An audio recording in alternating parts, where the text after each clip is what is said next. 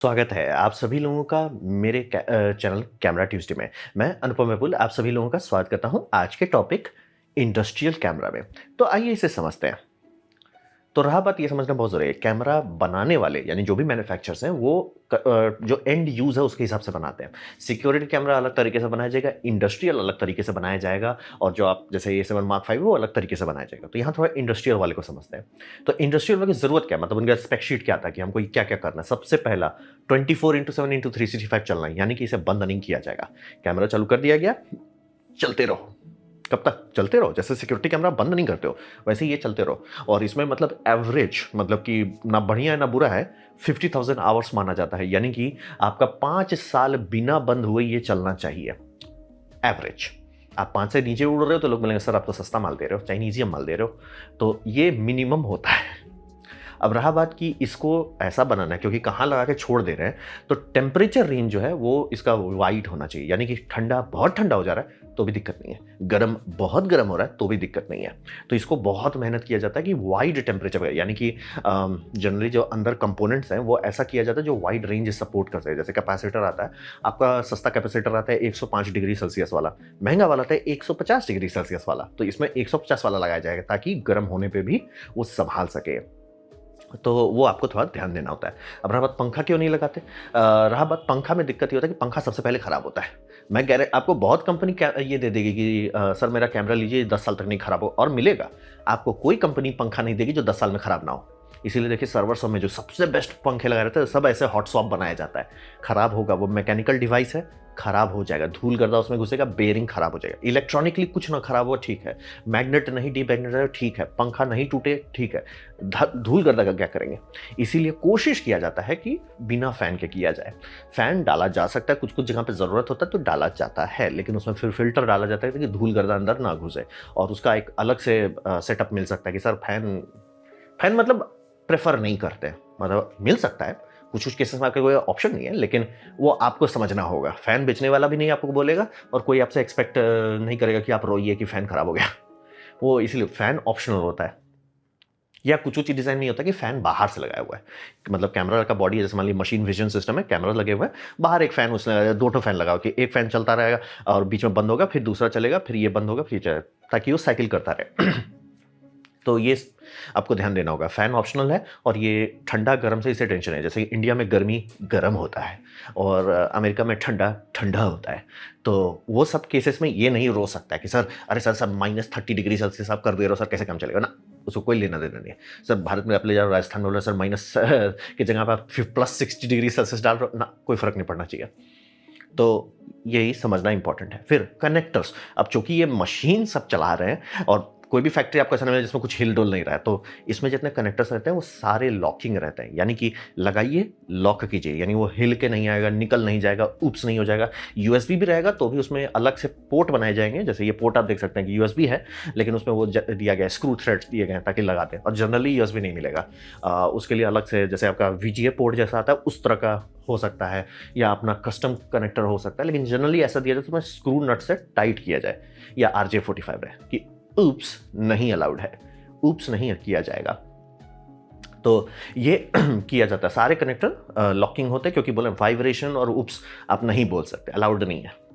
फिर दाम, यहाँ पे समझना बहुत है, भले इसके अंदर का जो हार्डवेयर है थोड़ा सा तो ऑब्वियसली महंगा है क्योंकि ऑब्वियसली आप चूज कर रहे हो, लेकिन ये दाम बहुत ज़्यादा महंगा होता है। इसका दो कारण है। पहला, जो लोग इसको खरीद रहे हैं वो ऐसे चीज़ में लगा रहे हैं कि इसकी सर्विस, यानी कि एक कैमरा हो जो मशीन विजन मेरे इक्विपमेंट को चला रहा हो, वो मिलियंस ऑफ डॉलर का प्रॉफिट हमको देगा, तो लोग रोते नहीं है। आप मतलब कि आराम से टेक्निकली अगर आप same silicon, same capacitor, same chips देख लीजिएगा, ज़्यादा दाम नहीं है, लेकिन ये आपसे चार्ज करेंगे, बहुत बहुत चार्ज करेंगे। मतलब कि एक तो पहला वो हो गया कि कस्टमर्स अफोर्ड कर सकते हैं इसलिए चार्ज करें। दूसरा ये होता है जो ऑर्गेनिक रीज़न है, ये उतना बिकता नहीं है क्योंकि सब खराब नहीं होता है बार बार, तो ठीक है। और रहा बात की ये थोड़े कि अपडेट करेंगे, आपको आराम से फैक्ट्री मिल सकता है। 15 साल पहले उन्होंने मशीन विजन लगाया था, वो चल रहा है, जब तक खराब नहीं होता क्यों बदलेंगे, चल रहा है। कुछ कुछ केसेस में 20 साल पुराने सिस्टम चल रहे हैं सर जी, जब खराब होगा तब ना बदलेंगे, खराब नहीं हुआ है तो नहीं बदल रहे। तो ये इसीलिए दाम थोड़ा दर्दनाक महंगा होता है। और रहा बात, ऐसा ही इक्विपमेंट यूज होता है आपका साइंटिफिक फील्ड में, दर्द हो जाएगा, ऐसा दाम है, किसी का भी दाम नहीं लिखा रहता है, सब में गेट कोट है। तो अब बात करते हैं, सबसे पहला सिलेक्शन जो रहता है आजकल वो है ग्लोबल शटर। अब रहा बात की जितना भी फैक्ट्री होता है, मोस्ट फैक्ट्री मूव करता रहता है, मोशन में रहता है, यानी कि इंस्पेक्शन भी इन मोशन करना है कि आपका ये चल रहा है, कन्वेयर बेल्ट चल रहा है, उसमें सामान चल रहा है, आपको उस चलते हुए देखना है। और रहा बात कन्वेयर बेल्ट का स्पीड भागते जा रहा है, तो अब देख सकते हैं कि जैसे ये दिखा रहा है प्लेट टर करके चल रहा है, तो आप ऐसा नहीं बोल सकते कि सर बहुत फास्ट रैपिड करेंगे उसमें तब भी आएगा कर्व। अब या तो कंप्यूटर विजन से उसे स्क्यू करके ठीक करो, या शांति से ढंग का ग्लोबल शटर खरीदो। तो जनरली लोग शांति से ग्लोबल शटर ही लेते हैं। ये इस इंडस्ट्री में सीसीडी बहुत टाइम तक टिका हुआ था, काहे कि वही बात है कि आपका सीमॉस जो है वो ग्लोबल शटर आने में थोड़ा टाइम लगा। सीसीडी था तो सीसीडी पे ही लोग थे, ये कारण वही है कि रिस्क नहीं ले सकते कि सर आपका वार्पिंग हो रहा है और आप बोले डी वार्प कर दो, ये कर दो, वो कर दो। क्यों करो? जितना स्टेप्स आप करोगे उतना उप्स के चांसेस बढ़ जाते हैं, स्टेप्स कम, तो ये करते हैं। अब रहा बात ये, इसमें तो डायनेमिक रेंज कम होता है क्योंकि पिक्सल साइज छोटे होते हैं, तो उसको फिजिकली मैनेज किया जाता है। यानी कि आप जैसे ये सेंसर, ये मान लीजिए जो ऑब्जेक्ट को इंस्पेक्ट कर रहे हैं, आपने देखा कि अरे यार ये तो बहुत डिम आ रहा है, ठीक है, जो सबसे पहला बात है पिक्सल साइज छोटा था, आप उसमें लाइट लगाओगे कि भैया एलईडी लाइट लगाओ करेंगे। फिर आप देखोगे भैया जो हाईलाइट और ब्लो ऑफ कर रहा है, ठीक है, तो उसमें आप शायद पोलराइजर लगाओगे, उसको ट्विक करोगे ताकि वो हाईलाइट ब्लो ऑफ ना करे। फिर आईएसओ को ट्यून करोगे, शटर स्पीड ट्यून करोगे, तो एपर्चर ट्यून करेंगे। तो आपको छेड़ना ये नहीं है कि ग्लोबल शटर नहीं लेना है, आपको ग्लोबल शटर दिया गया है, आपको उसके अंदर फिट करना है। मान लीजिए उसका डायनेमिक रेंज सिर्फ 10 का है, 10 स्टॉप्स ऑफ डायनेमिक रेंज, जो कि काफ़ी है, लेकिन आप हैं कि भैया 10 में ऊपर हो जा रहा है, दिक्कत हो रहा है, ठीक है, अब आप उसको मेहनत कीजिए, लाइट डालिए, पोलराइजर लगाइए, एपर्चर चेंज कीजिए, आईएसओ मैनेज कीजिए ताकि वो सीन कंप्रेस हो, क्योंकि ये समझना बहुत जरूरी है। इसका जो आउटपुट है आप और हमारे लिए नहीं है, टीवी में दिखाने के लिए नहीं है, ये है कि कंप्यूटर विजन इसको देखे और उसको ज़्यादा डायनेमिक रेंज ऐसे ही नहीं पसंद है, वो कंप्रेस कर ही देगा, तो उसको दे और फटाक से पास फेल बोले और आगे बढ़े। तो ये मैनेज किया जाता है हार्डवेयर लेवल पे कि लाइट लगाइए, पोलराइजर लगाइए, एपर्चर ट्यून कीजिए, वो सब किया जाता है। अब रहा बात कुछ जगह पे जहाँ कैमरा या तो रोलिंग शटर है या उतना फास्ट नहीं है जितना चाहिए, या जो आपका मोशन हो रहा है वो बहुत ही ज़्यादा फास्ट है, तब क्या करेंगे? तो वहाँ स्ट्रोब लाइट का इस्तेमाल होता है। यानी कि हम लोग को ये रोलिंग शटर ये है और वो ग्लोबल शटर है, ग्लोबल शटर नहीं मिल पा रहा है तो क्या करें? ये जैसे कि आपका फ्लाई व्हील चल रहा है, उसको आपको ट्रेस करते रहना है, जैसे घूमने वाले चीज़ होता है उसमें वो इस्तेमाल होता है। तो उसमें एक सिंक फ्लैश, पुट पुट, बहुत बड़ा फ्लैश पैंग पैंग पैंग मारता रहता है और वो फ्लश कर देता है, मतलब आपका पूरा सेंसर को ही फ्लश कर देता है लाइट से, तो तुरंत आपका फोटो कैप्चर होता है, फर्क नहीं पड़ता कि सेंसर कितना स्लो है, वो साफ साफ चकाचक दिखेगा। और लेकिन उसका सिंकिंग मैकेनिज्म थोड़ा सा फचांग वाला, लेकिन हो जाता है, मतलब उतना मुश्किल नहीं है। हाँ, लेकिन ये समझिए, आप सोचोगे कि अच्छा तो हम स्ट्रोब लगा के ही सस्ते में निपटा लेते हैं, दिक्कत यह है कि स्ट्रोब लाइट लंबा नहीं चलता है। आपको मैं आराम से ऐसा लाइट दे सकता हूँ कि लगाइए और जब तक इसको अच्छा बिजली मिल रहा है, जब तक इसको बहुत ज़्यादा भूंजिया वो नहीं कर रहे हैं, उसका कुछ नहीं होने वाला, मतलब 10 साल तक कंटिन्यूसली चलाइए। स्ट्रोब लाइट उतना लंबा नहीं चलता है, स्ट्रोब लाइट खपत होता है, तो थोड़ा सा आपको ध्यान देना होगा। इसीलिए ग्लोबल शटर ही जनरली प्रेफर किया जाता है कि ये करना बहुत कूल लगता है, लेकिन प्रैक्टिकल उतना नहीं होता। मतलब ठीक है, इंस्पेक्टर लोग को दिया जाता है, स्ट्रोब लैंप रहता है, टट वो करता है, इंस्पेक्टर लोग को दिया जाता है, लेकिन वो उतना, ये ठीक है आंख से देखने के लिए ठीक है, लेकिन मशीन विजन के लिए उतना मतलब बोल रहे हैं कि लैंप का खर्चा भागने लगता है। अब बात करते हैं उस फील्ड का जहां पे कलर सेंसिटिव है, यानी कि ग्लोबल शटर आपका वो काउंट कर रहा है कितने पार्ट्स लगाए गए हैं, वो सब काउंटिंग मशीन सब में बल्ले बल्ले जाता है। लेकिन मान लीजिए आपका कुछ ऐसा चीज़ है जहाँ पे कलर सेंसिटिव है, क्या इस पे प्रिंट सही से हुआ है कि नहीं, कोको कोला का रेड है कि नहीं, पेप्सी का है तो पेप्सी का है कि नहीं सही से, मतलब कलर जहाँ एकदम सीरियस कलर है वहाँ पे क्या करें? क्योंकि सबसे बड़ा दिक्कत है कि सारे कैमरा जो होते हैं वो ब्लैक एंड व्हाइट होते हैं। अब उसमें हम लोग ये पोत देते हैं जिसे कहते हैं बेयर फिल्टर। अब बेयर फिल्टर में आप देख लेते होगे कि भैया इसमें ग्रीन बहुत ज़्यादा होता है, 50% कलर जो है वो ग्रीन है, 25% रेड है, 25% ब्लू है। तो आपके दिमाग में आ रहा होगा सर ये तो धांधली है। हाँ, पहली बात बराबर नहीं है, दूसरी बात आप मिसिंग कलर डेटा निकाल रहे हो, यानी कि ब्लू में आप कैलकुलेट कर रहे हो कि वहाँ क्या होना चाहिए, ग्रीन में आप कैलकुलेट कर रहे हो कि वहाँ क्या होना चाहिए, रेड में आप कैलकुलेट कर रहे हो कि वहाँ क्या होना चाहिए। तो ये बात ऐसे कैसे चलेगा? हाँ, ये इसका रेजोल्यूशन खराब होता है, कलर रेजोल्यूशन। भले आपका मान लिया 2 मेगापिक्सल का है, 2 मेगापिक्सल है ठीक है, लेकिन उसमें 2 मेगापिक्सल का कलर नहीं है, क्योंकि 3 चैनल जो आप निकालोगे उसमें आपको धांधली मिलेगा कि भैया आपका 1 मेगापिक्सल ये है, आधा मेगापिक्सल ऐसे बटा हुआ है। और इसी को हम लोग कहते हैं डीबेयरिंग। ये मैथमेटिकल स्टेप है जो आपका ब्लैक एंड व्हाइट 3 आधा अधूरा ब्लैक एंड व्हाइट चैनल लेके उसको जोड़ के एक फुल चैनल कलर इमेज बनाता है। अब रहा बात टेक्सटाइल इंडस्ट्री में, आप ऐसा नहीं कर सकते सर, वहाँ रंग बहुत सीरियस है, मतलब डेनिम का ब्लू मतलब यही ब्लू, ना हर्षई, ना दीर्घई, ना दंतसा। तो वही है, प्रिंटिंग प्रेस हो गया, मेडिसिन हो गया, मेडिकल हो गया, इंस्पेक्शन हो गया, वहाँ सब पे ना जी ना, ये नहीं चलेगा, ये चलेगा ही नहीं। आप बोले हमारा कैमरा डिबेयरिंग करता, सीधे निकाल के फेंक दिया जाएगा, डिस्कशन ही नहीं होगा। तो वहाँ पे क्या करते हैं, वहाँ पे किसी को आया कि भैया फिजिक्स इस्तेमाल करते हैं। फिजिक्स कहता है कि आप क्रिस्टल बना सकते हैं, और उस क्रिस्टल में ऐसा कर सकते हैं सर, व्हाइट लाइट घुसेगा और रेड इत्थे निकल जाएगा, ब्लू उत्थे निकल जाएगा, ग्रीन इधर निकल जाएगा, आप अलग कर सकते हैं। अब आप यहाँ पे ब्लैक एंड व्हाइट सेंसर डालिए, तब आपको प्योर इमेज मिलेगा, यानी प्योर ट्रू कलर इमेज मिलेगा। क्योंकि हर कलर को एक पूरा सेंसर मिला है। जैसे अभी हम लोग का बेयर है, एक सेंसर सब कर रहा है, जैसे मेरा ये कैमरा है, इसमें एक सेंसर सब काम कर रहा है। यहाँ पे नहीं सर, ये रेड है, ये ब्लू है, ये ग्रीन है। और बाय द वे 3 ही हो ज़रूरी नहीं है, 3 से ज़्यादा भी हो सकता है। 4 हो सकता है कि थोड़ा सा इंफ्रारेड में भी हो सकता है, 5 भी हो सकता है कि भैया थोड़ा सा अल्ट्रावायलेट में है, लेकिन रहा बात कि बहुत डीप अल्ट्रावायलेट में नहीं जाएगा और डीप इंफ्रारेड में भी नहीं जाएगा, क्योंकि ग्लास जो ट्यूब है, यानी कि जो आपका लेंस है, उसका लिमिट है, उसमें अल्ट्रावायलेट उतना नहीं जाएगा, इंफ्रारेड नहीं जाएगा, थोड़ा सा जाएगा। और वो थोड़ा आपको अगर ज़रूरत है, जैसे कुछ कुछ केसेस में मल्टी स्पेक्ट्रल कैमरा के लिए ज़रूरत होता है, तो ये 3 की जगह और डाल दिया जाता है, 5 कर देते हैं, तो वो सब डेटा भी आता है। तो ये जब बोल रहा है ये एक्यूरेट है, ये बोल रहा है कि सर ये हरा ऐसा हरा है, मतलब वही हरा है, गेस नहीं है, कंप्यूटर नहीं है, मैथमेटिक्स नहीं है, सर ये है तो है दी एंड, डिस्कशन नहीं, डिस्कशन खत्म। तो इसी के लिए इसको इस्तेमाल करते हैं। और ये फास्ट बहुत होता है, क्योंकि ये पूरा स्टेप ही नहीं होता उसमें।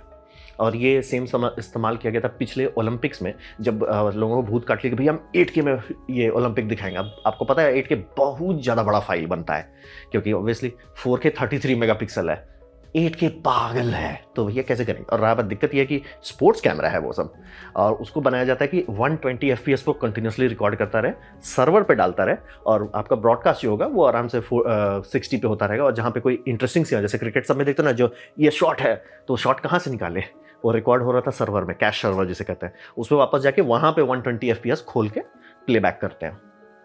तो भैया 120 FPS कंटिन्यूसली 8K पे ब्रॉडकास्ट क्वालिटी कैसे करेंगे सर, उतना कौन मेहनत करेगा। तो किसी को आया सर सबसे ज़्यादा मेहनत लग रहा है डिबेयरिंग में, कैलकुलेशंस में, फेंक दो। क्रिस्टल पैसिव है, ब्लैक एंड व्हाइट सेंसर उतना महंगा होता नहीं है, आराम से 3 ब्लैक एंड व्हाइट सेंसर लगाओ, तीनों से RGB निकलेगा अलग अलग, बल्ले बल्ले खुश रहो। तो यही समझिए, ये फास्ट बहुत होता है और एक्यूरेट बहुत होता है, मतलब बोले तो बोले एक्यूरेट। जैसे कि आप सुनते हो ना कि रॉ फाइल को आप छेड़ सकते हो कि वो नाइकॉन जैसा दिखे, फूजी जैसा दिखे, सोनी जैसा दिखे, ऐसा कैसे। बात है ये सब का जो मिक्सिंग एल्गोरिदम है वो अलग रहता है। रॉ फाइल में ये खुला फाइल मिलता है आपको, ब्लैक एंड व्हाइट, उसको आप छेड़ सकते हो। लेकिन वही इंडस्ट्रियल सेटअप में आप नहीं कर सकते। सर मैंने बोला ये कोको कोला का रेड है, तो अरे मेरे आंख को सही दिख रहा है, ना ना ना, ये रेड मतलब ये रेड, दी एंड। तो वही रहता है। तो कॉस्ट महंगा होता है, मैं एकदम, क्योंकि बिकता कम है। और एक ज़माना था बड़ा अजीब सा, मतलब 1990s का, जहाँ पे अगर आप हैंडिंग कैम खरीदते तो बहुत सारे में 3 सेंसर आते थे।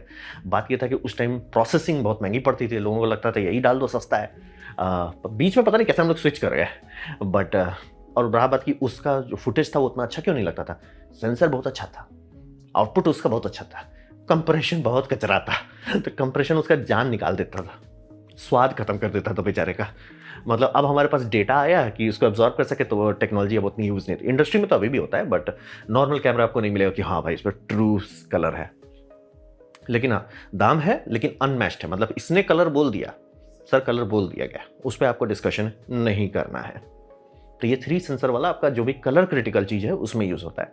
और बोल रहे 4 या 5 वाला भी यूज़ हो सकता है अगर ज़रूरत है तो। अब बात करते हैं विजन का। तो यहाँ पे समझना बहुत, ये सारे कैमरा इंसानी आंख के लिए नहीं बनाए गए हैं। आप और हमें अच्छा नहीं लगना चाहिए ये इमेज, उसके लिए नहीं बनाया। अच्छा लगता है बल्ली बात, बल्ले बल्ले, नहीं लगता है कोई बात नहीं है, वो बना ही नहीं है उसके लिए।